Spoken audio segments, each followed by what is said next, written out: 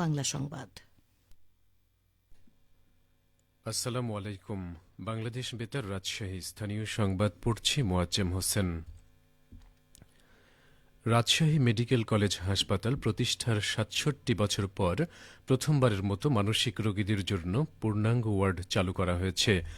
নতুন এই মনোরোগ ওয়ার্ডে শয্যার সংখ্যা রাখা হয়েছে ২৫টি, যার মধ্যে পুরুষদের ১০টি, নারীদের জন্য ৭টি, শিশু কিশোরদের জন্য ৫টি এবং উচ্চ পর্যবেক্ষণের জন্য ৩টি। রোগীদের জন্য থেরাপি ও কাউন্সেলিং রুম সহ প্রয়োজনীয় সব ধরনের সুবিধাও রয়েছে। রামেক হাসপাতালের পরিচালক ব্রিগেডিয়ার জেনারেল শামীম আহমদ বলেন, উত্তরবঙ্গের সবচেয়ে বড় এই হাসপাতালটিতে মানসিক রোগীদের জন্য আলাদা ওয়ার্ড ছিল না। গুরুত্ব ও চাহিদার কারণে দ্রুততম সময়ে ওয়ার্ডটি চালু করা হলো। রাজশাহীতে প্রাণিজ প্রোটিন, দুধ, ডিম ও মাংস উৎপাদন উল্লেখযোগ্য হারে বৃদ্ধি পেয়েছে, যা এই অঞ্চলের মানুষের প্রোটিনের চাহিদা পূরণে ব্যাপক অবদান রাখছে। প্রাণী সম্পদ অধিদপ্তরের বিভাগীয় পরিচালক ডা আনন্দ কুমার অধিকারী জানান, ৮ জেলার সমন্বয়ে গঠিত এ বিভাগে রয়েছে ১৪৬টি দুগ্ধ শীতলীকরণ কেন্দ্র, ৮৯০টি দুগ্ধ প্রক্রিয়াজাতকরণ কারখানা, ১৪টি দুগ্ধ প্রক্রিয়াজাতকরণ প্ল্যান্ট, ৩৯টি ফিড মিল কারখানা, ৫০টি ফিড প্রিমিক্স এবং ২টি মাংস প্রক্রিয়াজাতকরণ কারখানা। ডিএলএস-এর তথ্য অনুযায়ী এই অঞ্চলে রয়েছে ৭৭,৯০,০০০ গরু, ১,২১,০০০ মহিষ, ৮০,৫৫,০০০ ছাগল, ১২,২০,০০০ ভেড়া, ৭,২৫,০০,০০০ মুরগি, ৯৪,২২,০০০ হাঁস, ২৭,৬২,০০০ কবুতর, ৪,০৩,০০০ কোয়েল এবং ১,২৯,০০০ টার্কি। প্রাণী সম্পদ দুগ্ধ উন্নয়ন প্রকল্পের আওতায় ১,৩৩,০০০ প্রান্তিক কৃষককে প্রায় ১৫১,৫৫,০০,০০০ টাকার প্রণোদনা দেওয়া হয়েছে। এছাড়া ৬২,৮৬২ জন কৃষককে প্রশিক্ষণ প্রদান করা হয়েছে।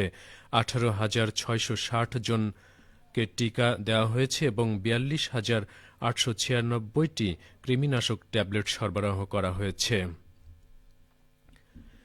নওগাঁর পত্নীতলা সীমান্তে মাদকসহ ৩ চোরা কারবারিকে আটক করেছে বিজিবি।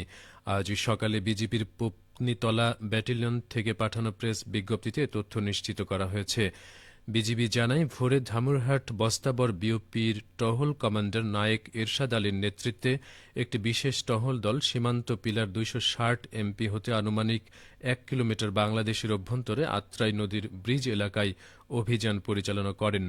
এ সময় ৩৪ পিস ভারতীয় নেশাজাতীয় ট্যাপেনডল ট্যাবলেট, একটি মোটরসাইকেল এবং ২টি মোবাইল সহ দেলার হোসেন, সুলতান মাহমুদ ও জাবেদুল ইসলাম নামের ৩ ব্যক্তিকে আটক করা হয়।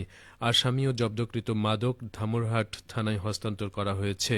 চোরাচালানের বিরুদ্ধে সর্বাত্মক অভিযান অব্যাহত থাকবে বলে জানিয়েছেন পত্নীতলা ব্যাটালিয়নের অধিনায়ক লেফটেন্যান্ট কর্নেল মোহাম্মদ ইকবাল হোসেন। ভারতীয় সীমান্তরক্ষী বাহিনী বিএসএফের পুশিনের শিকার হয়ে আলোচনায় আসা অন্তঃসত্ত্বা ভারতীয় নারী সোনালী খাতুন নিজ দেশ ভারতে ফিরে গেছেন। গতকাল সন্ধ্যায় চাঁপাইনবাবগঞ্জের সোনা মসজিদ আইসিপিতে বিজিবি বিএসএফের আনুষ্ঠানিক পতাকা বৈঠকের মাধ্যমে তাকে ও তার ৮ বছরের ছেলে সাব্বির শেখকে বর্ডার গার্ড বাংলাদেশ বিজিবি ভারতীয় কর্তৃপক্ষের কাছে হস্তান্তর করে। এ সময় ভারতীয় সহকারী হাইকমিশনার মনোজ কুমার সহ বিজিবি, বিএসএফ এবং ২ দেশের সিভিল প্রশাসনের কর্মকর্তারা উপস্থিত ছিলেন। বাংলাদেশ জামায়াতে ইসলামীর কেন্দ্রীয় সহকারী সেক্রেটারি জেনারেল মাওলানা রফিকুল ইসলাম খান বলেছেন, সব বিশ্ববিদ্যালয়ে ইসলামী ছাত্র শিবির অবিস্মরণীয় সাফল্য অর্জন করেছে। ৫ গুণ ভোটের ব্যবধানে নির্বাচিত হয়েছে। গতকাল সন্ধ্যায় পাবনার ঈশ্বরদী বাস স্ট্যান্ড মাঠে আয়োজিত অধ্যাপক আবু তালেব মণ্ডলের নির্বাচনী জনসভায় প্রধান অতিথির বক্তব্যে তিনি এসব কথা বলেন। ঈশ্বরদী উপজেলা জামায়াতের আমিন নুরুজ্জামান প্রামাণিকের সভাপতিত্বে অনুষ্ঠানে বিশেষ অতিথির বক্তব্য রাখেন পাবনা ৪ আসনের এমপি পদপ্রার্থী ও জেলা আমির অধ্যাপক আবু তালেব মণ্ডল, ছাত্র শিবিরের সাবেক কেন্দ্রীয় সভাপতি মঞ্জুরুল ইসলাম, চট্টগ্রাম বিশ্ববিদ্যালয়ের ভিপি ইব্রাহিম হোসেন রনি, পাবনা জেলা নায়েবে আমির মাওলানা জহুরুল ইসলাম খান, সেক্রেটারি অধ্যাপক আব্দুল গাফফার খান, সহকারী সেক্রেটারি আবু সালে আবদুল্লাহ। খেলার খবর ফুটবল। তারুণ্যের উৎসব ২০২৫ উদযাপন উপলক্ষে সিরাজগঞ্জে জেলা পর্যায়ে আন্তঃকলেজ ফুটবল টুর্নামেন্টের ফাইনাল খেলা ও পুরস্কার বিতরণ অনুষ্ঠিত হয়েছে।